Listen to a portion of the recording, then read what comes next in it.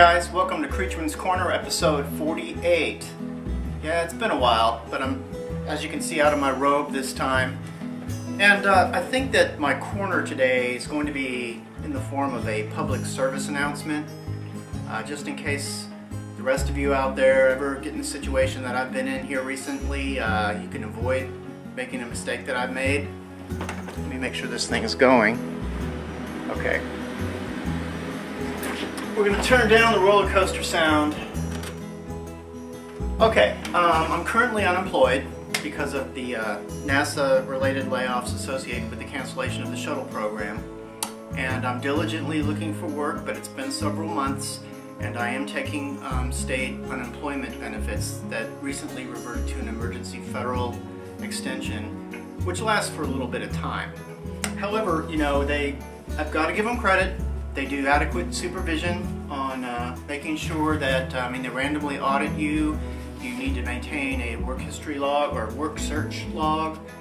And also there are qualifying events that can count as, you need 3-week minimum to either, make applications or inquiries or job referrals or whatever. And part of that is it's coordinated through the Texas Workforce Commission. I'm sorry to get so complicated here, but they send emails and they have a website that help assist you. You identify your qualifications, and they do job matching things so you can investigate job descriptions, and it's a way to interact with a database that companies use. But they send periodic advisements about that, which are the same thing as manually going in there and doing your own job match thing, which I tend to do myself, and most people do. But they also send these emails once in a while where it's like, we think we have a recommendation for you. We think this is a match. You need to investigate this. It doesn't mean you have to accept it. It doesn't mean you have to have an interview with them. You just need to click on the link and go there and either say, okay, yes, or I'm not interested or not qualified, but at least assess the recommendation. Unfortunately, one of those emails, which is embedded in the periodic other ones, it's got a slightly different title in the subject line. I filed it, forgot about it, and their procedures say, well, they noticed that I didn't respond to it within, 14-day window, and so retroactively, got a call, explained it. I got a letter saying that I was found in violation for 1 week's worth of compensation, which at the time worried me. I thought I was going to be completely disqualified from any future compensation, but it turns out it's only, justifiably for that 1 week I made the mistake, so there's an overpayment that was made that I have to return.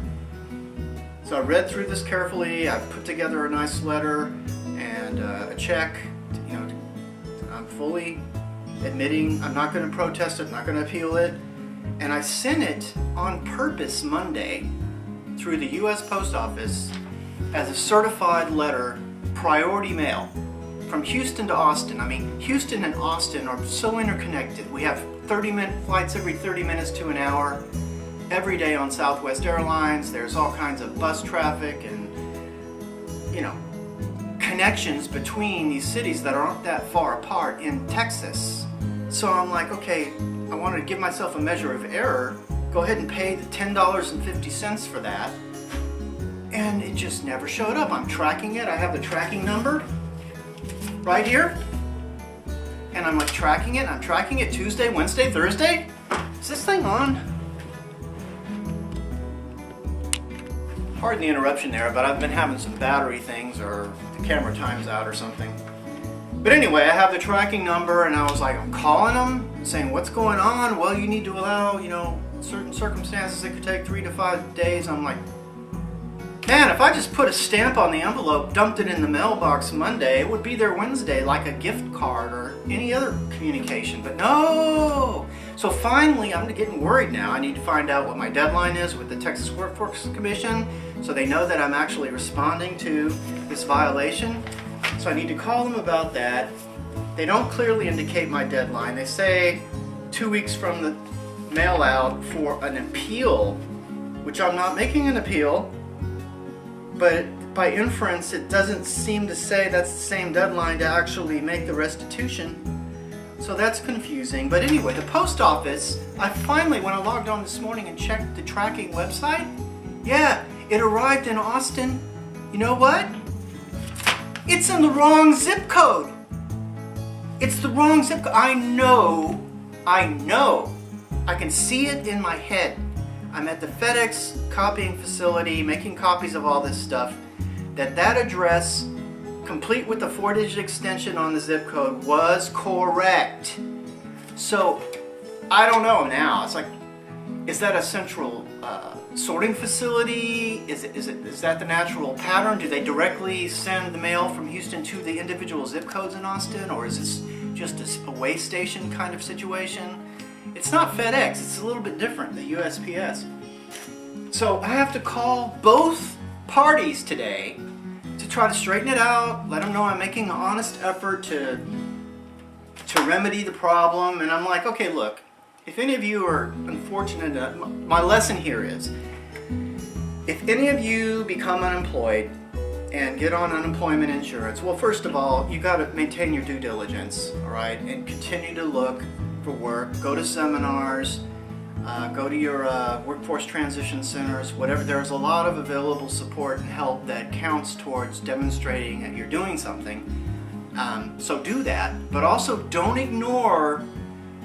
accidentally file these mandatory to reply emails along with the ones that are just advisory notices. Don't do that. And the second message here is, you know, people criticize the post office. They handle thousands of letters a day.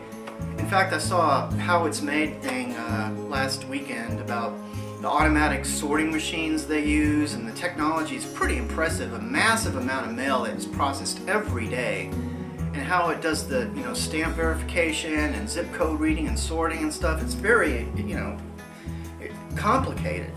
Now, I happen to think that UPS and FedEx are more efficient because they're private businesses and not federally backed.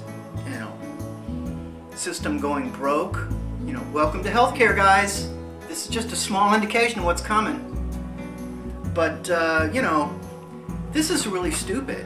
A prioritized letter, and I saw her. She put my letter into this envelope, that has a plastic square in front, so the address shows through, because I had it taped and printed. I didn't even write it. I printed it.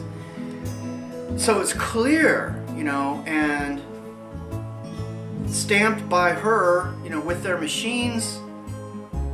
How the hell can that letter not get there the next day, or possibly 2 days later? We're talking 5 days later now, and it's at the wrong zip code. So, I think the lesson here is, number one, follow your due diligence for all the reasons, including your own personal objective of finding work and doing something you like if you're unemployed. But secondly, give yourself pad whenever you're in a situation like this where you did something wrong and you have a deadline, but you're not quite sure what it is, to give yourself enough pad to not get into further trouble. The last thing I want, the whole purpose of me spending the money on that extra postage was so I wouldn't get into any more trouble, that I could fix this mistake and just be more careful in the future. And now I'm going to have to spend all day talking to both parties to try to figure out where that thing is, or I have to send another one, and then they'll double cash it and say, well, please, if you get the other one, don't cash this one, or what am I going to do about it? Just, good God, so stupid. This is so stupid.